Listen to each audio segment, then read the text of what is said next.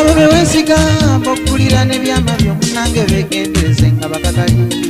omuntu gwonyumya naye omufudde namuganda okufuukira obutwa ssebo kyangu nnyo emikwano tegyewalwera kizibu okubeera mu nsi nga wemaliridde gwoli omu nze awo nkoteka omutwe nga nkubyamu gye ndisegera okuwugula endowooza zange abantu kugambi tebagendeka gwe naabo boojuna weeyolera amayute ga mukundi omuntu gwonyumya naye nga mutese ekisaanira mwogera ku ngulu nga mundanga obugo faanana bukapa kuba osobola okuzannya nako naye okukakwata mu kibatuula olunyumya essanyu lyatusiibula ensi yonna neddobonkana okuva ku oyo gw'olina ku lusegere tesibangambye muve kuba mmwe era sikuganye bawe bali naye abo boolaga omukwano bwotyo ebakulojja nti mwawala